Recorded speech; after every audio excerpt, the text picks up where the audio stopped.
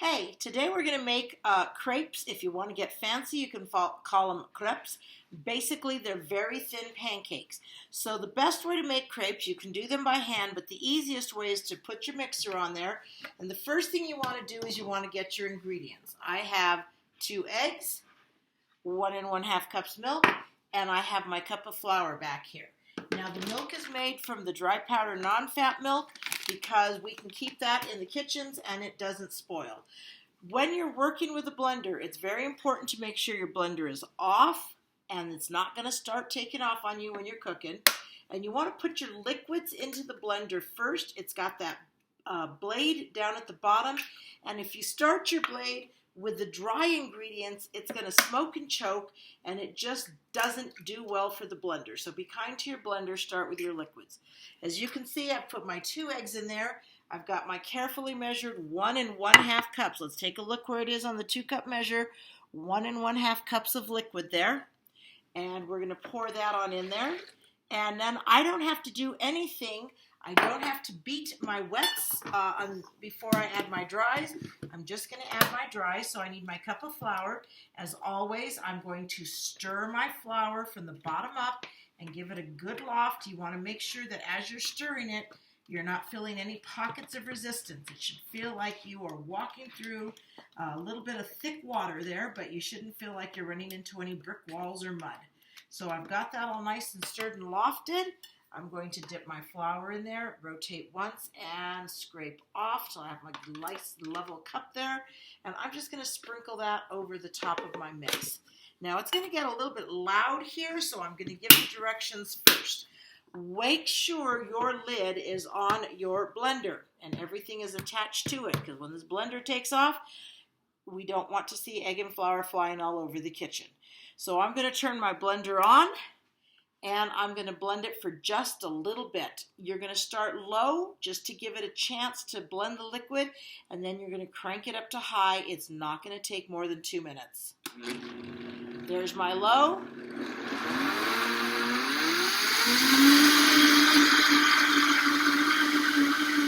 cranked it up to high, as you can see, and I'm looking down here at the bottom. Do I see any flour pockets on the side? Do I see anything that looks like it needs to be blended?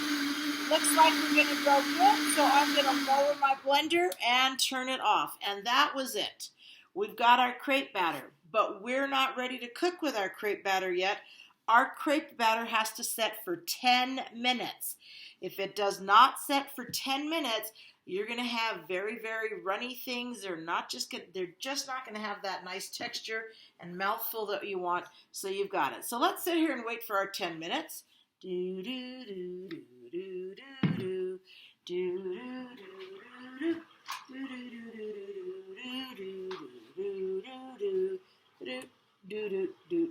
do do. And as you can see, 10 minutes have clearly passed, because no, I didn't have a second batch waiting on the side just to pull out for this. I waited my 10 minutes. So here's my rested batter for 10 minutes, and now we have to learn how to cook them. Technique is super important in the cooking of the crepes. So here's what I've got going here. I've got 2 skillets set up so I can go twice as fast. And what's going to happen here is I'm going to spray them with the spray, of course. And I suppose it would help if I turn my skillets actually on.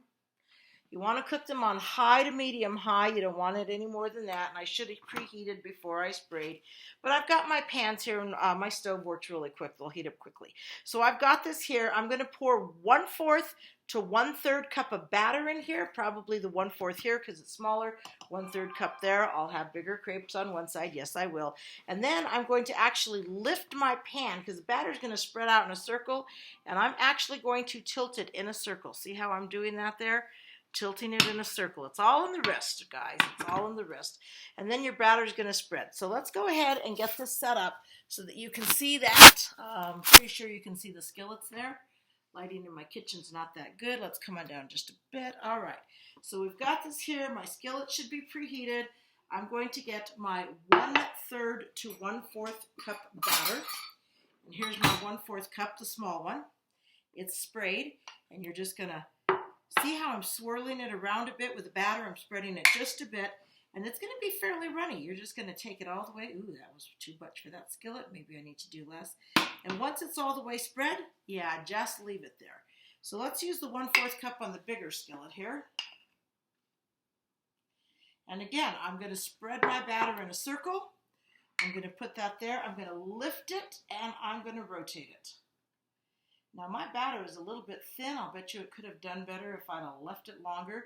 Your batter should actually be a little bit thinner than that. But you're just going to put them right on there, and they're going to cook.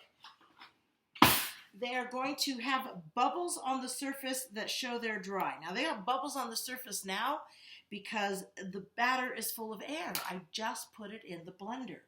So these bubbles need to look not like air bubbles, but like little pockets of craters on the moon that they've popped from the heat, and it needs to set for just a bit. So we're just going to sit here, do.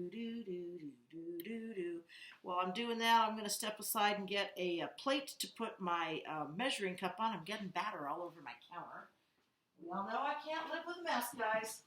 So let me get a plate to put my batter cup on.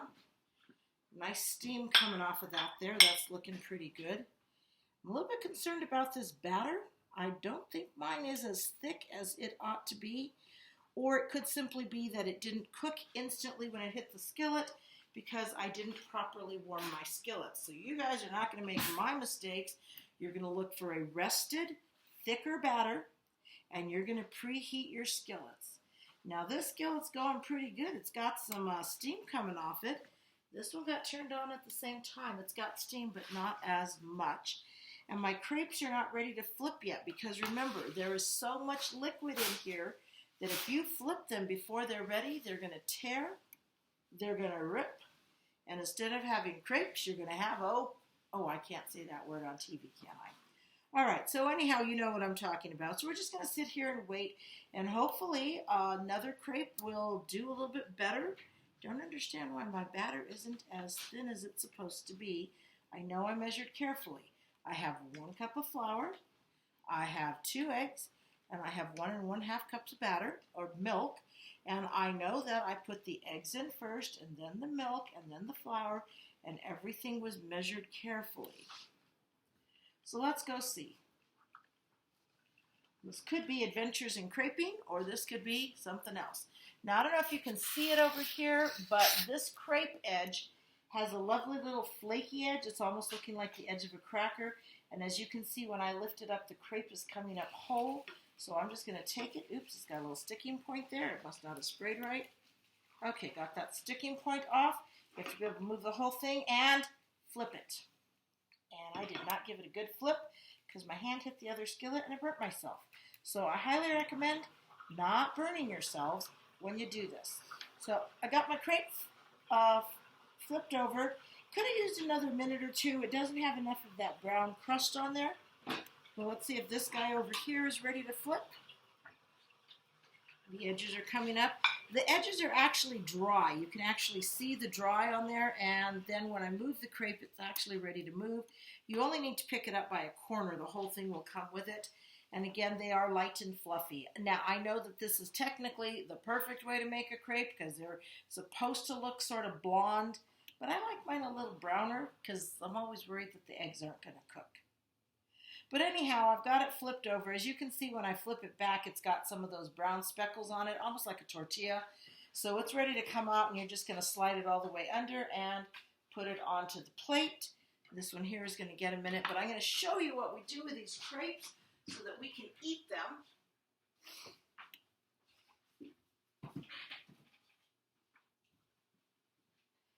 I keep my powdered sugar in a little sprinkle container.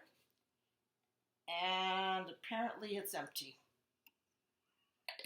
So let me get some actual powdered sugar, guys. The good news is I will have the sprinkle container full for you, and we'll be able to sprinkle these. But my skillet is getting a little too hot here, so I'm going to lower that just a bit. I'm going to spray this. Spray them every single time. I don't care how greasy your skillet looks, spray each crepe every single time. Again, start in the middle, swirl out, and work quickly, because now that my skillet is hot, this batter's a lot thicker and it does not want to move too quickly because it is going to look like it is cooked. And so I didn't get a perfectly round crepe because my batter was too cooked. So while that one's cooking, I'm just going to get some powdered sugar and go sprinkle, sprinkle, sprinkle. I got to take this crepe out. Yeah, crepes are hard work, guys. You got to really pay attention to the skillet and the stove. You cannot slack off. And remember, everybody's responsible for making their own crepe. I'm not going to put the whole 1/4 cup in there because we know that's too much. I'm going to start with my circle, and I'm going to circle it right away. You got to be very careful with the batter. You don't want to put it too far away from the pancake because then it makes like little runners out there and they don't get covered up into the crepe. All right, so I got my crepe here. It is turned brown already, guys. There you go. While that's cooking, got my other crepe here. We're going to roll it up like a little bit of a taquito or burrito here. And I'm going to step off camera and eat this. Nope, I'm going to eat it right on camera. It's delicious. Crepe is done. So again, like I said, this is quick work. If you've got 2 skillets, you might want to have 2 people doing it. Spray. Rotate the batter in a round fashion. Rotate the pan.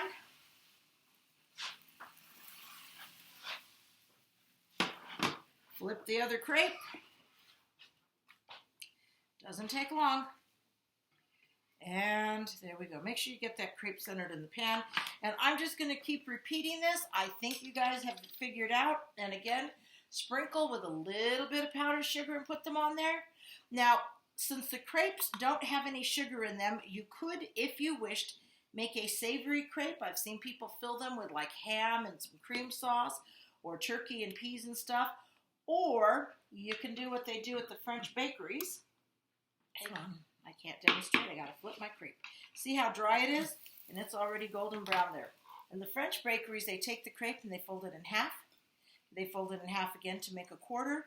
And then they put a little bit of fruit and whipping cream on there. But they use a much bigger pan than I do. So they're working with much bigger crepes. And I think that's it. I don't think you guys want to sit here and watch me make crepe after crepe, but look at that. I'm down to no batter in any of the pans. So one more time, spray, spray.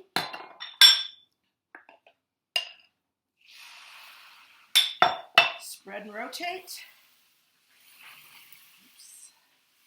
Uh-oh, I got a hole in there, and I'm gonna have a holy crepe because I spread it too far. Again, that's right. You got to be really careful. Spread in the circle and rotate the pan. Don't flip it. Rotate it. And I made a big hole in my crepe. Let's see if I can cover that up with a little bit of that batter. And close enough. So anyhow, now that we've seen all the mistakes we can make with crepes, and we've seen the ways we can get them right, let's hope you guys do it right. And